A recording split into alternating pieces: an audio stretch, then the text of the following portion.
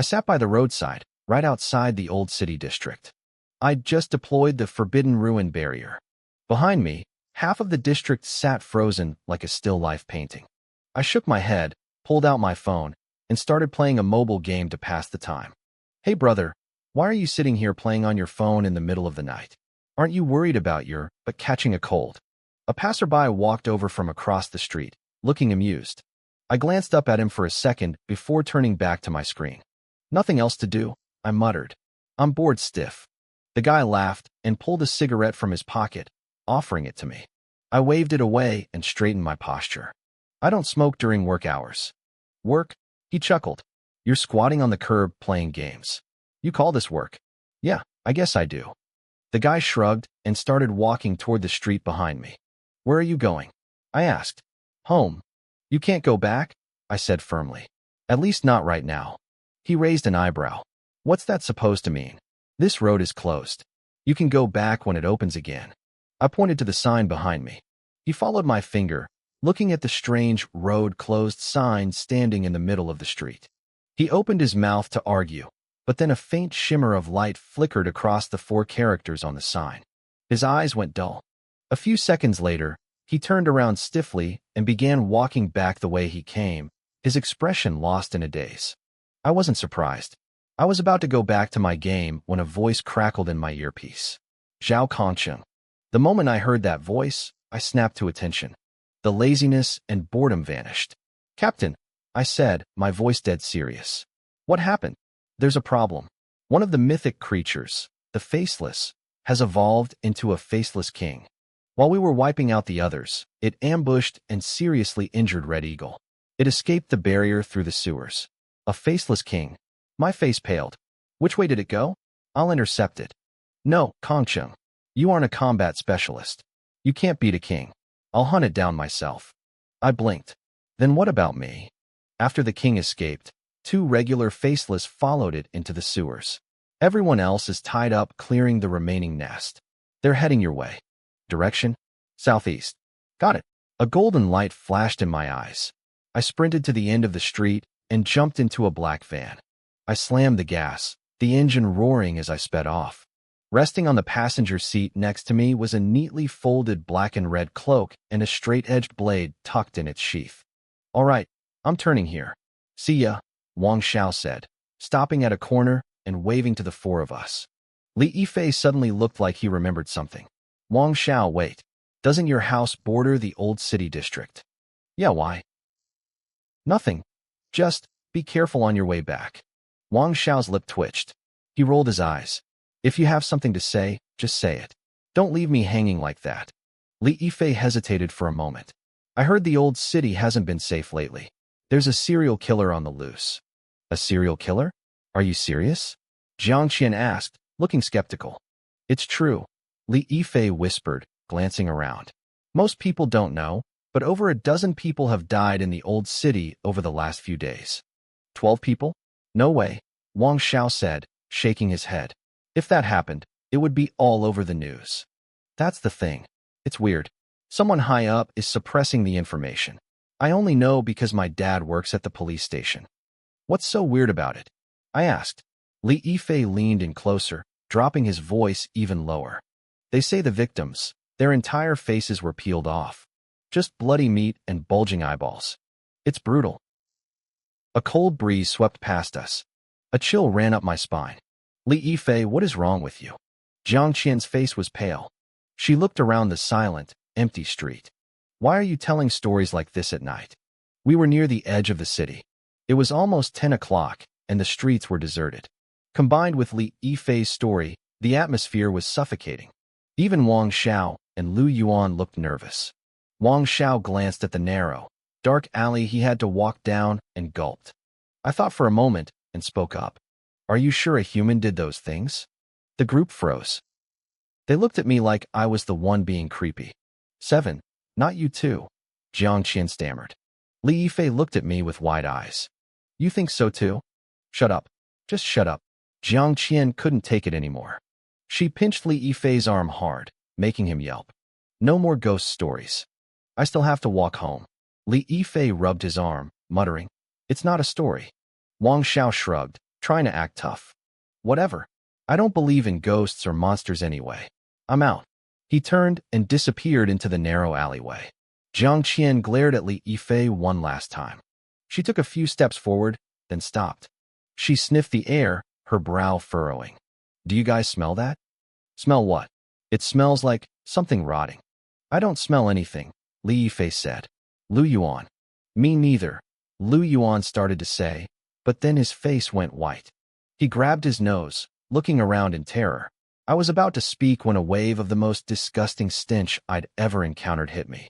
It felt like someone had taken a piece of meat, let it rot for 2 weeks, dumped it into a septic tank, and mixed it with a dozen rotten eggs. My stomach did a violent flip. Jiang Qian, who had the most sensitive nose of all of us, doubled over and started vomiting. Damn it! What is that? Li Yifei screamed through his fingers. I don't know, I said, squinting. I pointed toward the alley Wang Xiao had just entered. But it's coming from over there. A second later, a blood-curdling scream ripped through the silent night. Wang Xiao, Li Yifei shouted.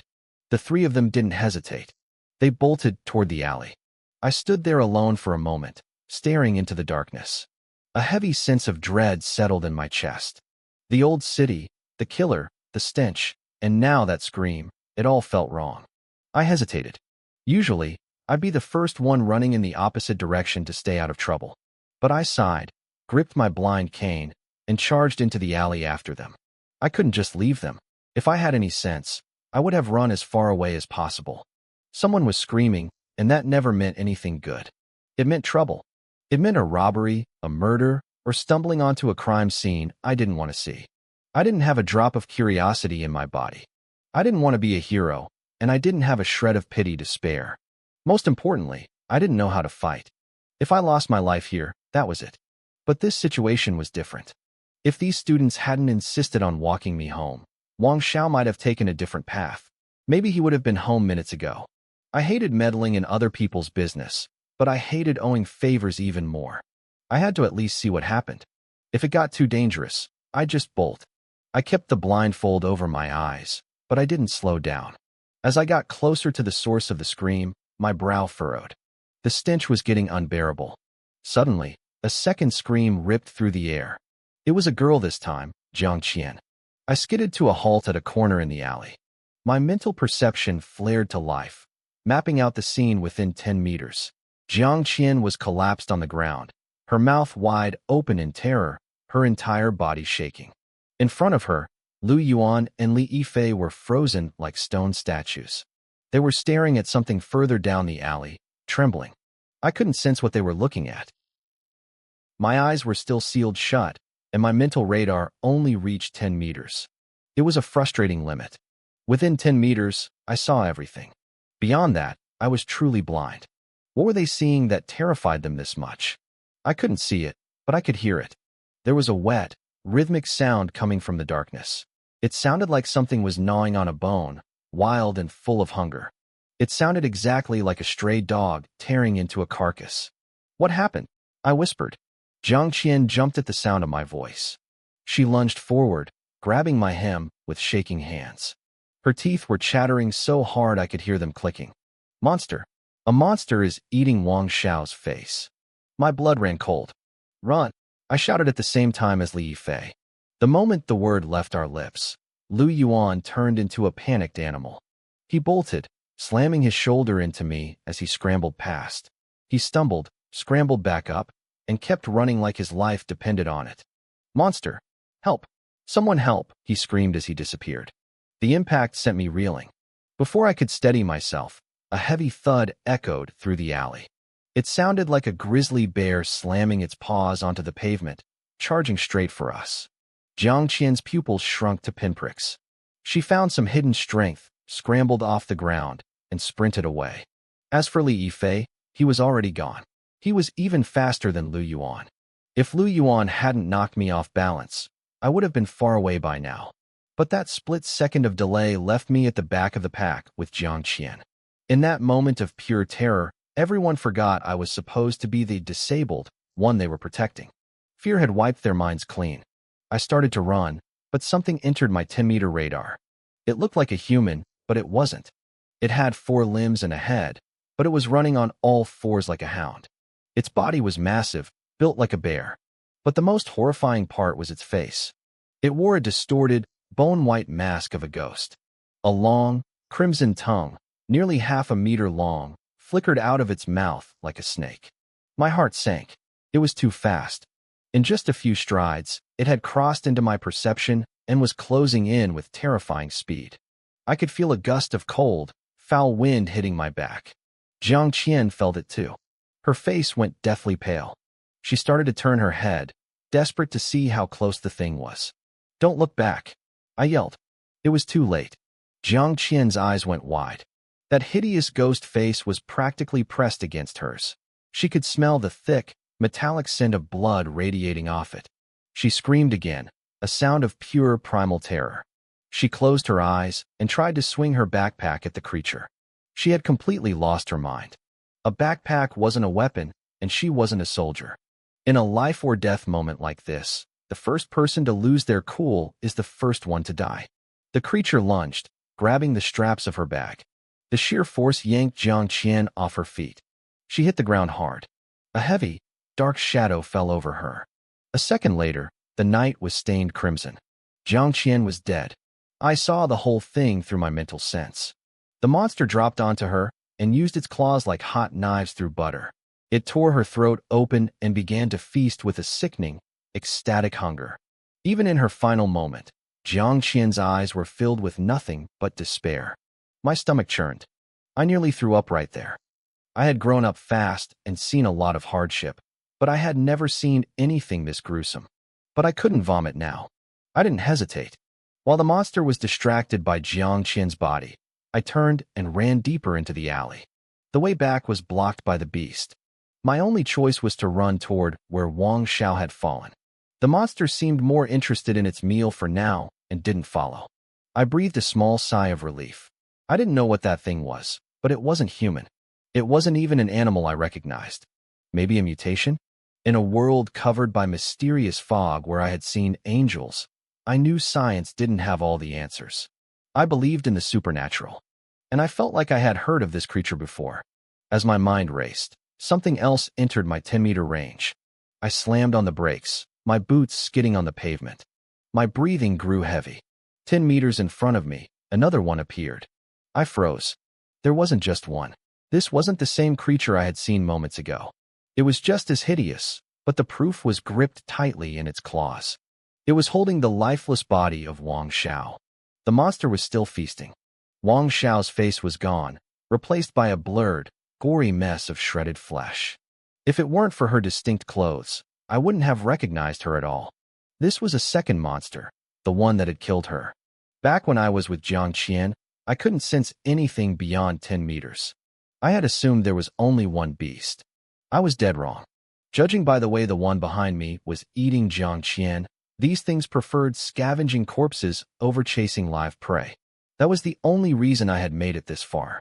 But if one monster was chasing us earlier while Wang Xiao was already dead, it meant another one had stayed behind to eat her.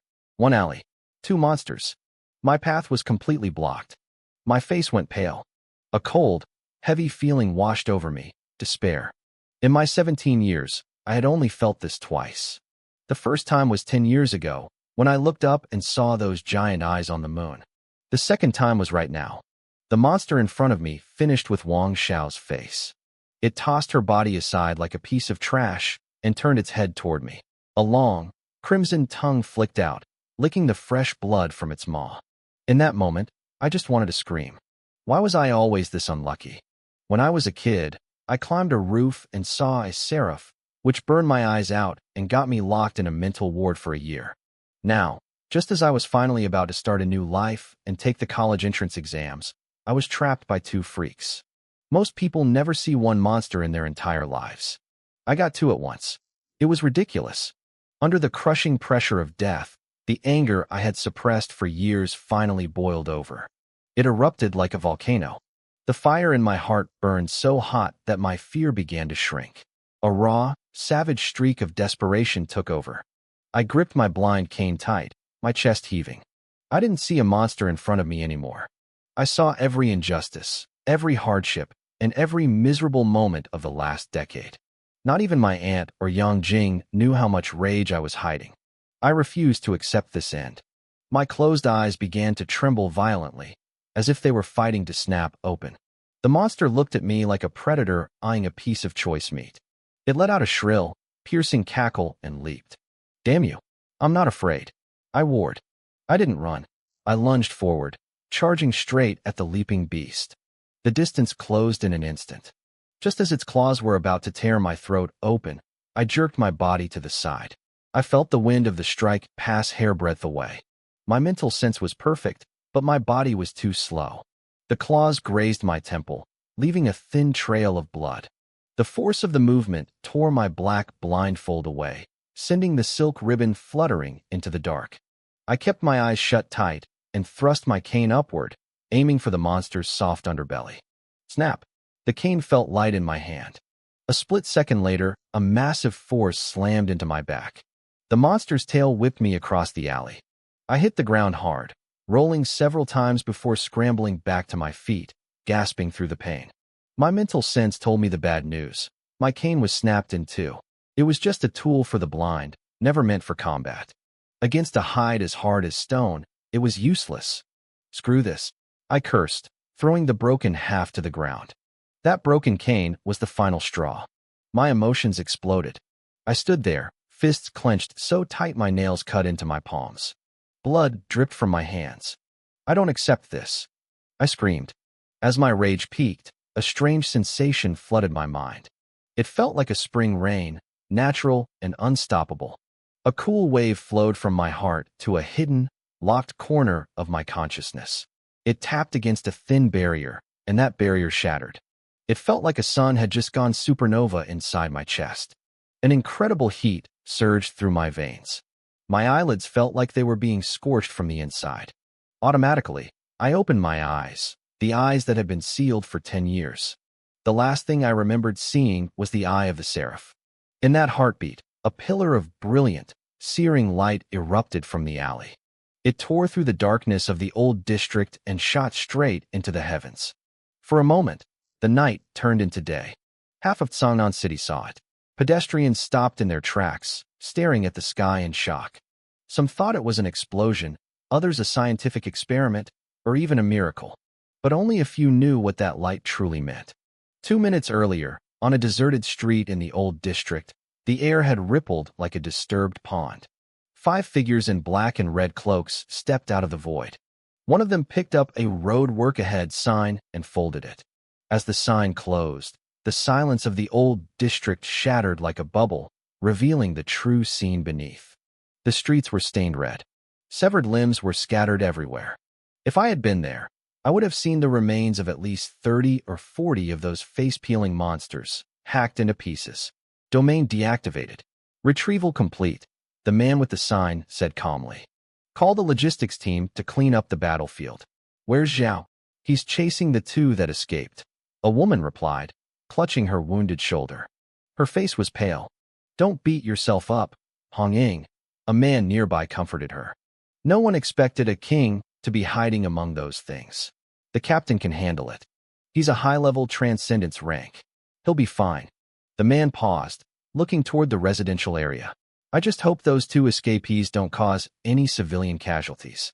As soon as the words left his mouth, the pillar of white light blasted into the sky, illuminating half the horizon.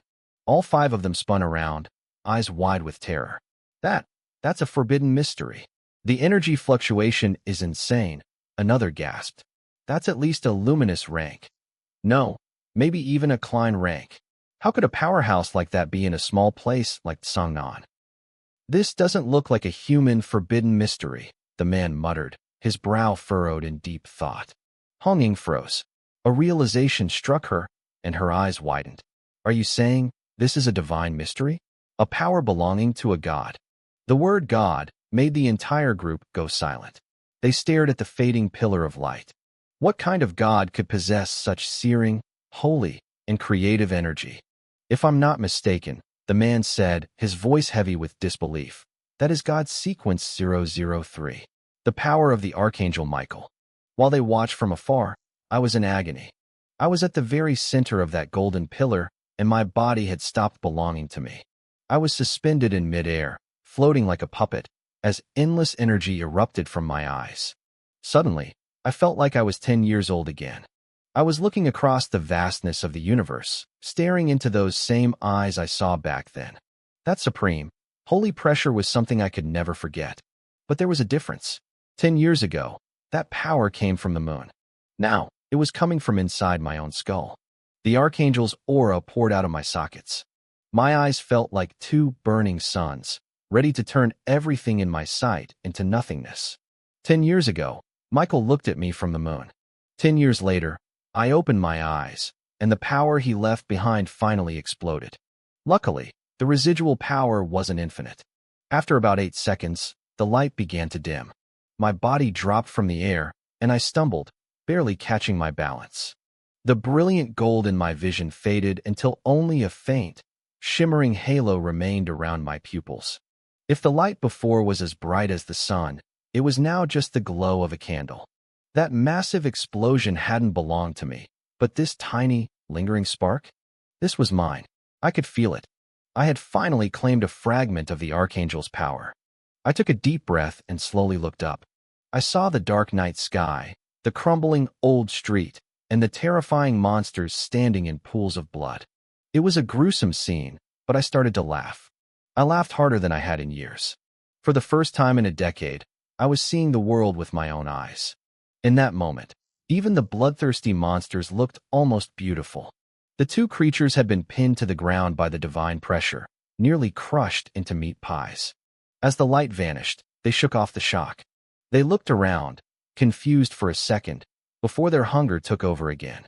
One of them let out a guttural shriek and lunged at me. I was much calmer now. The moment it moved, I predicted its path. I threw myself to the side. I was slow compared to the monster, but my reaction speed was insane. I had moved seconds before it even reached me. It wasn't that I could see the future. It was my perception. My mental radar had doubled from 10 meters to 20. It took me 5 years to reach 10 meters. Now, it had expanded in an instant. More importantly, my dynamic vision was off the charts. Within that 20-meter zone, I saw everything 3 times slower than a normal person. My reflexes were bordering on supernatural. The monster missed, sailing past where I had just been standing and smashing into a brick wall. It used its claws to kick off the rubble, turning midair to launch another strike. By then, I had finished a tactical roll and grabbed the broken half of my blind cane from the ground. I scrambled to my feet and dropped into a crouch. I gripped the broken cane with both hands, my eyes locked on the blur of the incoming beast. The wind from its speed blew my hair back. This time, I didn't dodge. The monster's claws reached for my throat. Just as it was about to shred my skin, my pupils contracted. That faint golden glow in my eyes flared up like a furnace. Using my eyes as a bridge, I forced a sliver of divine pressure directly into the monster's brain. In the monster's eyes, I wasn't a boy anymore. I was a 6-winged supreme deity radiating terrifying power. It froze. Its body went rigid with primal fear for just a fraction of a second. That was all the time I needed. I swung the broken cane upward and drove the jagged end straight into the monster's right eye. The sharp wood pierced through its socket and buried itself in its brain, snuffling out its life instantly. But the thing was heavy, at least 200 kilograms. Its momentum carried it forward, slamming into me and pinning me to the ground. I had killed it, but I wasn't stronger physically. Using that divine pressure had drained me completely. My head was spinning, and I didn't have the strength to push the carcass off me. That's when the second monster moved. It had been waiting in the shadows, a silent hunter. Now, it sprinted toward me under the flickering streetlights, its shadow dancing like a ghost. Its long, red tongue whipped through the air, and I could see its rows of jagged teeth getting closer and closer. I could see it all, but I couldn't move. I was a sitting duck. The monster was 2 meters away when I felt something else. Something faster. Something human. A blur flashed before my eyes. A figure dropped from the night sky, landing firmly on the pavement. The wind from the impact caught his dark red cloak, revealing the profile of a middle-aged man. He looked ordinary, like an uncle you'd pass on the street without a second glance. but the killing intent in his eyes was as sharp as a blade. He dropped into a low stance, his hand gripping the hilt of the sword on his back. A crisp ring echoed through the street as the blade left its scabbard. A pale blue edge caught the moonlight, slicing through the heavy air. The sword cut through the air without a sound. It was a straight blade, simple and unadorned, tracing a silver crescent in the moonlight.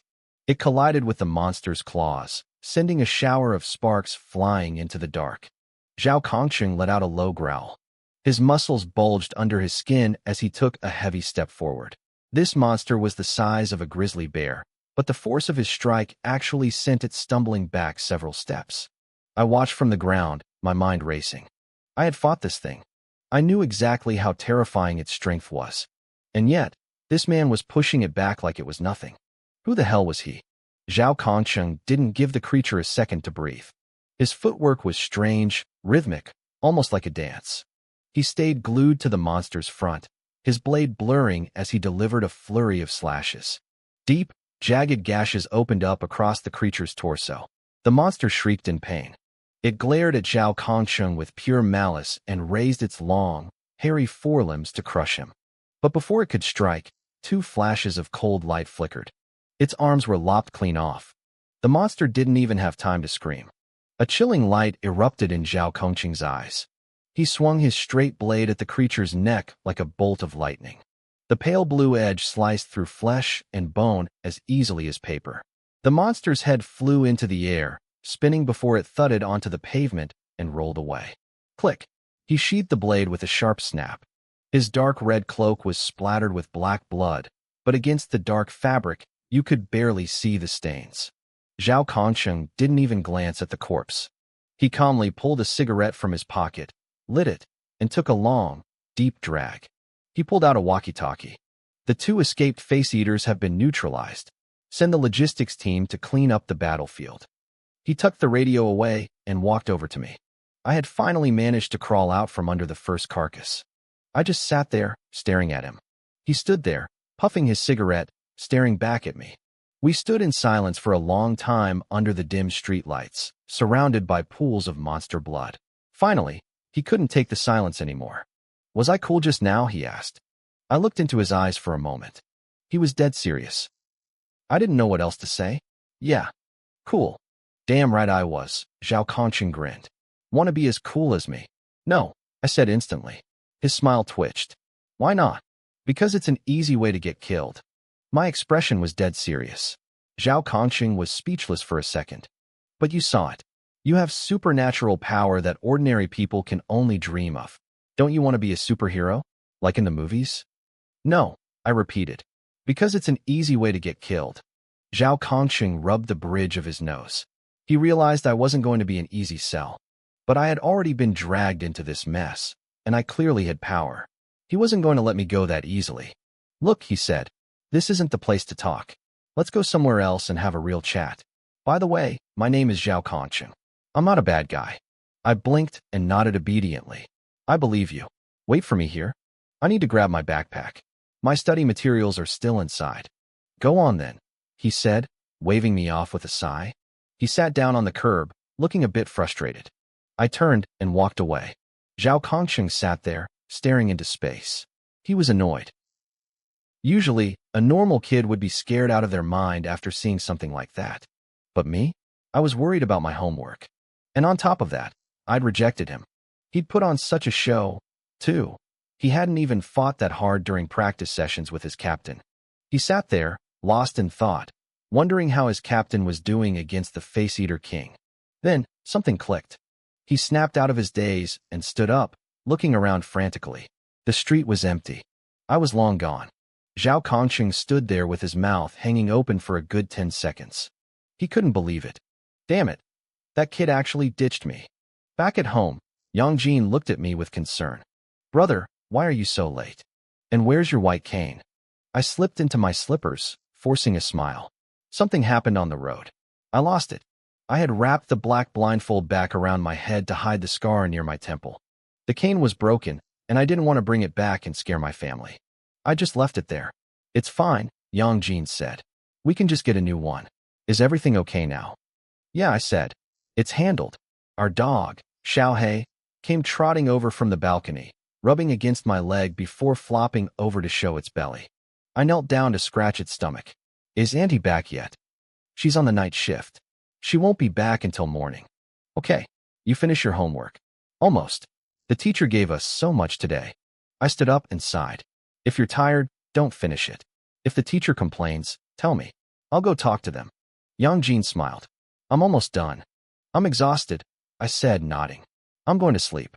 Get some rest when you're finished. I dragged my tired body toward my room.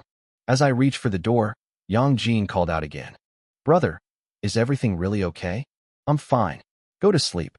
There's milk in the fridge if you wake up early tomorrow. Got it. Good night, brother. Good night. I closed the door. Outside, Yang Jin stood holding the dog, staring at my door in silence. He petted Xiaohei's head. You smell it too, don't you? The dog let out a soft whimper. Yang Jin looked out at the dim moonlight through the window. He smells like blood, he whispered. I was drained, both physically and mentally. I never expected my first day after transferring schools to be like this. Monsters, betrayal, a life-or-death struggle, and then a superhero, uncle trying to recruit me. I wasn't stupid. I knew what I'd seen tonight involved the hidden side of this world. The face-eating monsters, the golden light from my own body, and that man. He wasn't normal. Based on his radio report, there had to be a massive organization behind him. An organization that lived in the shadows to deal with these things. He had seen my power. He probably saw me kill that first monster. That's why he wanted me. I won't lie and say I wasn't curious. I wanted to know what those things were. I wanted to know what was happening to me. But I didn't want to get sucked into that whirlpool. Some secrets, once you know them, you can never walk away from. I didn't want to be a hero. I just wanted to protect my home. I fell into a deep sleep almost instantly. The familiar fog returned. In my dream, I looked around and sighed. The world just wouldn't leave me alone. Fighting monsters while I was awake, and now this door was waiting for me while I slept. My life was a mess. I walked through the fog with practiced ease. Soon, the dark silhouette of the mental asylum loomed ahead of me. The massive gates of the asylum stood before me. On the right side, an ancient plaque was bolted to the stone. Carved into it in bold, heavy strokes were the words, Mental Asylum for the Gods. I stepped up to the entrance and reached for the heavy iron ring. The moment my fingertips brushed the cold metal, the ground beneath my feet shuddered. The surrounding fog began to boil and churn like a storm. I froze, clutching the ring with a look of pure confusion. What the hell was happening? I hadn't even knocked yet. Usually, the world stayed still until I forced my way in. Something was different. A thought flashed through my mind like lightning. Was it because I finally opened my eyes today? I looked down at my body. My breath caught. In previous dreams, I was translucent, a flickering ghost made of mist. Now my form was solid. I wasn't flesh and bone yet, but I was no longer a cloud of vapor. I looked back at the doors that had barred my path for 5 long years. My pulse quickened. Today might actually be the day. I took a deep breath, gripped the iron ring, and slammed it against the wood with everything I had. Clang. A heavy, ancient bell tone echoed from deep within the asylum. It was 10 times louder than ever before. If I had a physical body, my eardrums would have shattered. The entire building groaned and shook violently. It was working.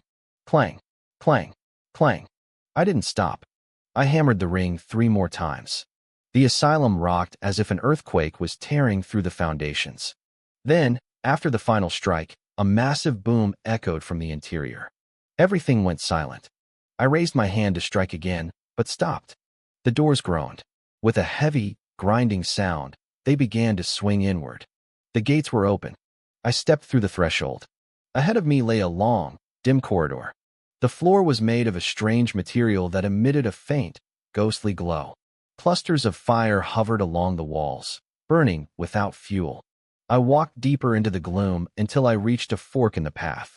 To my surprise, modern-looking street signs hung from the ceiling. To the left, wards. To the right, activity area. I stared at the signs, whispering to myself. The layout was hauntingly familiar. It was an exact replica of the Sunshine Mental Asylum where I had lived for years. I hesitated, then headed toward the activity area first. It was all there. The multimedia room for movies, the lounge for chess, and the study filled with books. There was even a circular outdoor lawn in the center of the building, complete with exercise equipment. It was a perfect copy. This dream was getting weirder by the second. I shook my head, frowning, and turned back toward the wards. As I reached the entrance to the patient wing, I stopped dead. This part was different.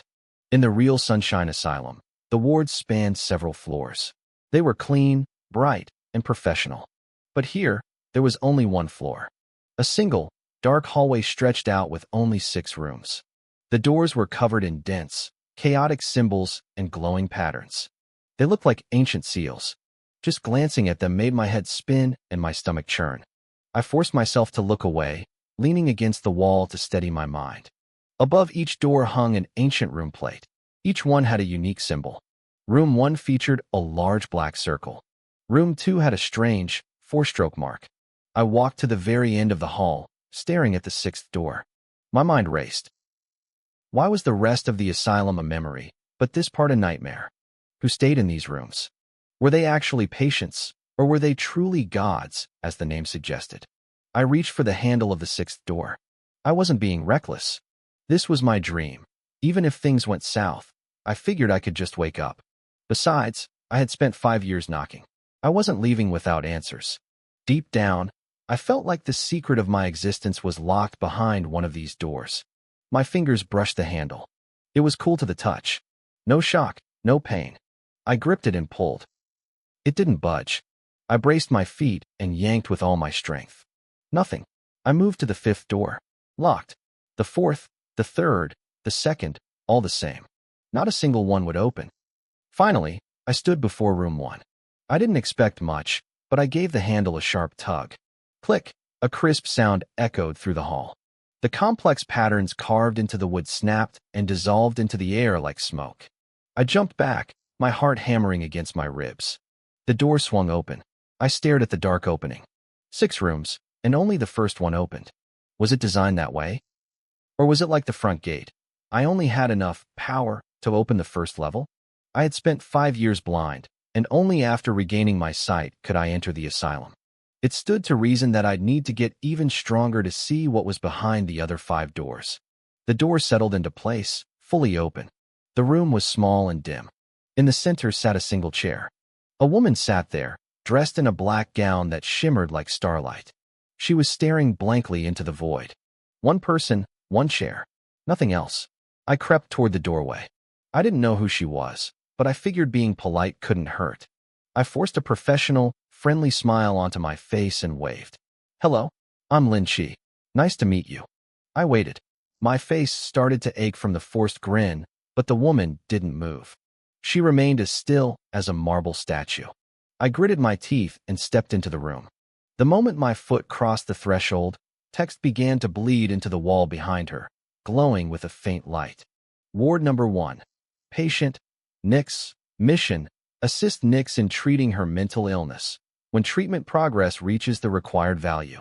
The text on the wall flickered, updating in real time. Asterisk 1%, 50%, 100%. The asterisk once complete. A random portion of Nix's power can be extracted. Current treatment progress, 0%. I stared at the name, Nix, and felt a cold shiver run down my spine. I wasn't a mythology expert, but I knew that name. In Greek myth, Nix was the goddess of night, one of the 5 primordial creator gods. She sat at the absolute top of the food chain. I looked back at the woman in the chair. This dazed, vacant lady was the legendary goddess of night. She was breathtakingly beautiful, with flawless skin like fresh snow and long, black hair that flowed like a silken waterfall. Her starry dress seemed to hold the depth of the midnight sky. Even sitting there, staring at nothing, she possessed an aura that no human, not even the greatest empress in history, could ever hope to match. She was a god. An emperor of the darkness. I rubbed my chin, stepping closer to study her. I had seen a god before, that red-winged angel on the moon, but Nix felt different. Something was missing. Divinity? Power? Authority? I wasn't sure. But I guessed her current state had everything to do with whatever illness she had. How does a primordial god even get sick? Was it natural, or was it done to her? If someone had actually forced a goddess into a state of mental collapse, I didn't even want to imagine what kind of monster could achieve that. According to the wall, I had to treat her.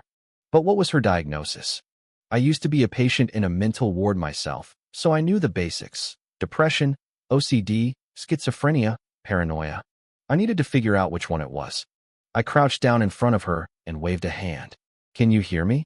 I whispered. Suddenly, her body jerked. I jumped back, startled. Her head turned with a stiff, mechanical creak toward me. Her dull eyes locked onto mine. I swallowed hard, frozen in place. 1 second, 2 seconds, 3. Just as my skin started to crawl, her expression shifted. The vacancy vanished, replaced by confusion, then shock, and finally, a rush of tears. Her body trembled. Her lips parted, and a hoarse, sobbing voice broke the silence. "I finally found you, my child." A bolt of electricity shot through my brain. My mind went blank. Me? Her child? I didn't remember my parents. They'd left me with my aunt right after I was born, but I was pretty sure they were human, not Greek deities.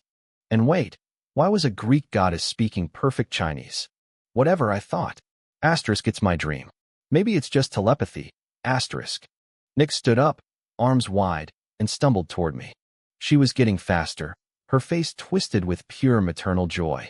I felt a surge of pity and instinctively opened my arms to catch her. She blew right past me. She lunged at a small flower vase on the windowsill behind me and hugged it tight. Tears streamed down her face. "My child, you're alive. I've finally found you." I stood there, arms still open, feeling like an idiot.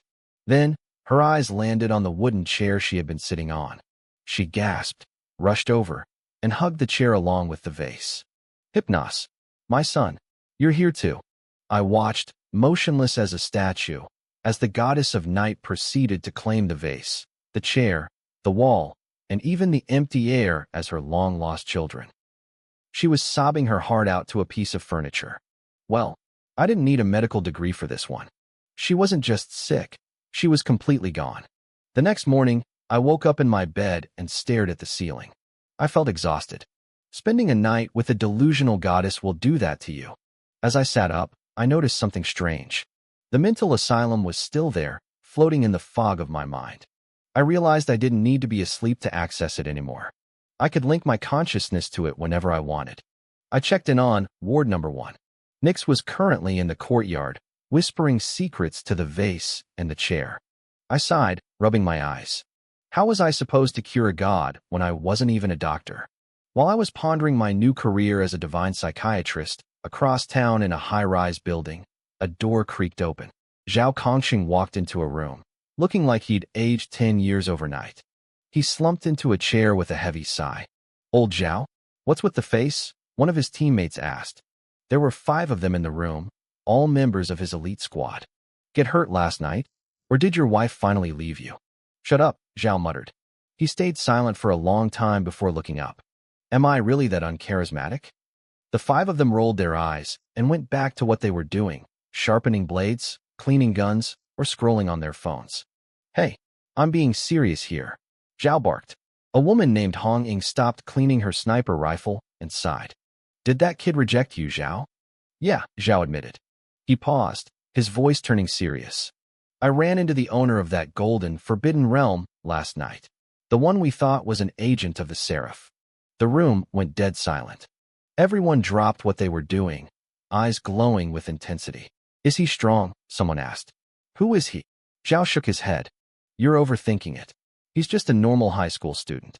That massive power surge we felt was likely just a lingering gift from the Seraph. Right now, he's just a rookie who barely stepped into the combat realm." The excitement in the room deflated instantly. They had expected a powerhouse, not a teenager. It made sense, though. If a truly high-level agent of a god had appeared in Songnan City, the top brass would have known about it long ago. A man sitting on the sofa narrowed his eyes. No matter how he looked at it, the Seraph had chosen a proxy and granted him a divine shard. This was huge. We had to report it to the higher-ups immediately. "By the way, old Zhao," the man asked, "since you met him, where is he? You didn't bring someone that important back with you." "He ran," Zhao Kongxing said flatly. "He told me he was going to grab his backpack, and then he bolted while I wasn't looking." The room went silent as everyone stared at him, speechless. Just as they were about to tear into him, the door swung open again. A man stepped in, still draped in a dark red cloak stained with blood. His footsteps were heavy, like his boots were filled with lead. Everyone, including Zhao, stood up instantly. "Captain, are you okay?" The captain waved them off. He shed his blood-soaked cloak and collapsed onto a small stool by the door. He looked exhausted beyond words. "I'm fine," he muttered. But the Ghost Eater King got away. The atmosphere turned grim. "I hunted him all the way to the northern outskirts last night," the captain continued. "We fought. He was badly wounded, but he sacrificed his own life essence to force an escape." "So, he might have already fled Songnan City," someone asked. "No, not necessarily," the man on the sofa interrupted. We all turned to him. Wu Xiangnan stood up and pulled a map of the city from under the sofa. He spread it on the floor. Songnan is isolated. The nearest city from the northern outskirts is dozens of kilometers away. He drew a circle on the map. "So what?" Hong Ying asked, her brow furrowed. The captain's eyes lit up. "The Ghost Eater King is severely injured. He can't cross that kind of distance without recovering his strength first." "Exactly," Wu Xiangnan added. "And for a Ghost Eater to recover, he has to eat people. He'll come back to the city." Zhao frowned. "But the city is huge. How do we know where he'll pop up?" "The sewers," Wu Xiangnan said, tapping his glasses. He drew a red line on the map. "These monsters love the dark. There's only one major sewer line connecting the northern outskirts to the city. He'll surface somewhere along this path." The captain's eyes turned cold. "Send everyone. Search the line. Don't let him slip away again." "Understood. One more thing," Wu Xiangnan looked at Zhao. "Bring in that Seraph proxy. His potential is too high to let him fall into the hands of the creed of the fallen gods. Finding him is actually a higher priority than the Ghost Eater." Zhao squared his shoulders. "Leave it to me. I'll catch that kid myself." "He already ditched you once," Hong Ying teased. "How are you going to find him?" Zhao grinned confidently. "He was wearing a uniform from high school number 2. I'll just camp at the school gate. I'll catch him eventually." Back at home, my brother Yang Jin looked at me with confusion. I wasn't wearing my uniform, and I didn't have my bag. "Brother, why aren't you going to school today?" he asked. "I've got things to do," I said, slipping on my shoes. "Auntie is still sleeping, right?" "Yeah, she got back an hour ago." "I know.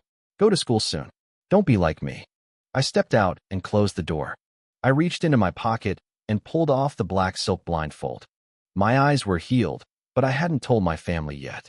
Annie had been working the night shift, and besides, I couldn't fully control this power. Sometimes a golden light would still flicker in my pupils. If they saw that, they'd freak out and waste money on more doctors. I wanted to wait until I had total control. Still, walking around with a blindfold was too suspicious. I pulled out the sunglasses Yang Jin had bought me, slid them on, and headed for the bus stop. An hour later, I arrived at my destination, Sunshine Mental Asylum. The last time I was here was 10 years ago. A lot had changed. The old walls were gone, replaced by modern high-rises. The gate was twice as wide, and the hospital's name was embossed in gold. I couldn't recognize the place at all. The only thing that stayed the same was the old security guard at the gate, though he was much more hunched over now, his hair completely white. He squinted at me and raised a finger. I thought he recognized me. I was about to say hello when he barked. "Hey kid, you're blocking the cars." I hurried inside and found a clinic. I knocked and entered. A middle-aged doctor sat behind a desk, wearing a white coat over his clothes. He was balding heavily, a true symbol of wisdom. "Take a seat," the doctor said. "Tell me, what's the problem?" "I don't have a problem," I said, sitting down. "Then why are you here?" "I'm fine, but I have a friend," I explained. "He has a very serious mental illness." The doctor looked at me with a weird smile, stroking the few hairs left on his head. "This friend, is it actually you?" "No," I said seriously. "It's really a friend." "Fine. Tell me about your friend. What are his symptoms?" I hesitated. "It's hard to describe." The doctor chuckled. "How about this? Just pretend you are that friend and show me how he acts." I gave him a strange look. After a moment of internal struggle, I nodded. I stood up slowly. Under the doctor's watchful gaze, I walked around the desk and stood right in front of him. I reached out, pulled the doctor's head into my chest, and gently stroked his balding scalp with a look of pure, fatherly compassion. "My dear son," I whispered softly, Father finally found you. The doctor froze. For the next 10 minutes, I used every ounce of my persuasive skills to explain that I wasn't actually crazy. I barely managed to avoid being forcibly committed. So, the doctor said, rubbing his temples, "Your friend sees everyone as his own child?" "Yes," I said. "And he cries a lot. He likes to sit in the yard and tell stories to flower pots and chairs." "How's his sleep?" "He doesn't sleep." The doctor frowned deeply. "Your friend is very sick. I strongly suggest you bring him here for inpatient treatment."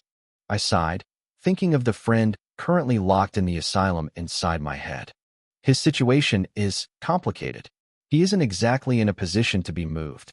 I couldn't tell the doctor the truth. If I told him that my friend was actually Nyx, the goddess of night, and that she was currently living inside a mental asylum in my own head, I'd be the one getting a straitjacket. The doctor tapped his chin, looking troubled. He started typing away on his keyboard. "If he can't be hospitalized, we'll have to try medication first," he said. "I'll prescribe a few things. Give them to him and see if he improves. If not, you absolutely have to bring him in." I looked at the prescription, feeling conflicted. Could I even bring physical medicine into my own mind? Even if I could, would human pills work on a literal god? Probably not. "Doctor," I asked, "besides medicine, is there any other way to treat him?" The doctor leaned back, deep in thought. "Your friend has a severe case of delusional disorder. I've seen many patients like this. I once had a man who loved his wife dearly, but after she died in a car crash, he kept talking to the air. He built a fake reality in his mind because he couldn't accept the trauma of the truth." He looked me in the eye. "If you can find the root cause of his trauma and provide psychological support, there's a chance. But without medicine, it's incredibly difficult. Psychology and medication go hand in hand. Do you understand?" I nodded slowly. I had to start with the cause of her illness. But I knew nothing about Nyx's past. I needed to do some research. I took the prescription but didn't go to the pharmacy. There was no point wasting money on expensive drugs that wouldn't work on a goddess. Instead, I hopped on a bus. The trip wasn't a total loss. I had a plan now. To heal Nyx, I had to understand her. I got off at a stop and headed straight for the Chang'an City Library. Meanwhile, across town at the gates of the second high school, students were whispering. "Hey, who's that guy?" one girl asked. "No idea. Some parent," her friend replied. "I saw him when I got here at 7 this morning." "Me too." He was wearing sunglasses and a nice shirt, drinking coffee and leaning against the wall. He looked kind of cool then. Now he looks like a total mess. His eyes are all red. It was almost 10 at night. Rumors were flying about 2 students being killed the night before, but the man sitting on the curb didn't care about the gossip.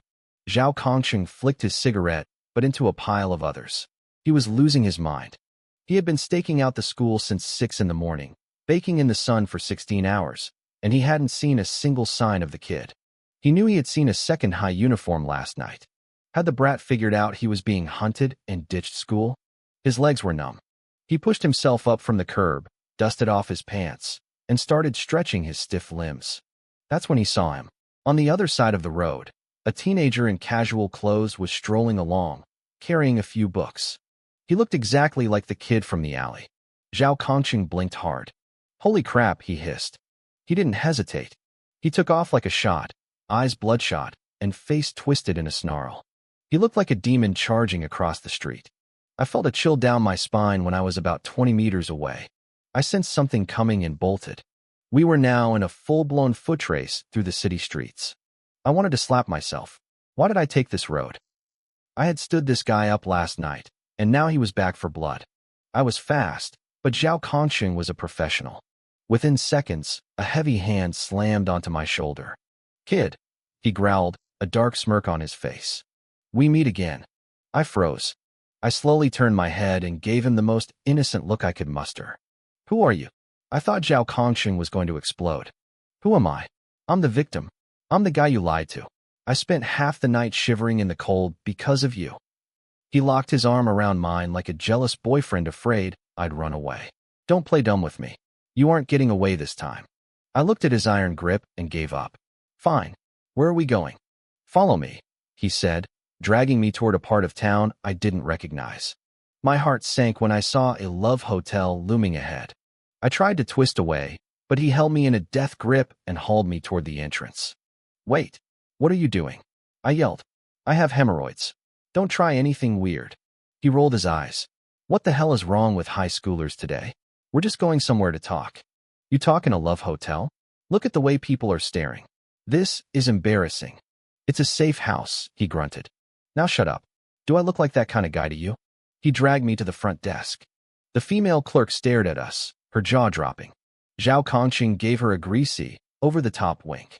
One vibrant passion-themed suite with a king bed. Please, he said. The clerk froze. Her brain seemed to short-circuit for a second before she got visible excited. Right away. Sir, I need your ID. And yours too, young comrade. I handed over my ID, watching her face. She was clearly imagining a very different story than the one we were living. I couldn't blame her. A middle-aged man dragging a teenager into a passion suite at midnight? It looked bad. Here is your key card. Room 3966, she chirped, her eyes crinkling with a weirdly supportive smile. Enjoy your stay. I clenched my fists. Stop standing there, Zhao Kongqing said, pulling me toward the elevator. We entered the room, and my eyes widened. I had never seen so many creative facilities in my life. It was definitely vibrant. Zhao Kongqing locked the door behind us and finally let go. He slumped onto the vibrating bed, letting out a long sigh of relief. Don't be so tense, he said. I really just want to talk. Zhao Kongqing caught the look on my face. I was standing there like I was bracing for a life-or-death battle. He let out a short, mocking laugh and shook his head. I didn't see the joke. I let out a heavy sigh and sank into the small sofa right next to the door. If things went south, I wanted to be as close to the exit as possible. What exactly do you want to talk about? I asked, my voice flat. He leaned back, looking way too comfortable on that vibrating bed. We're going to talk about you, of course.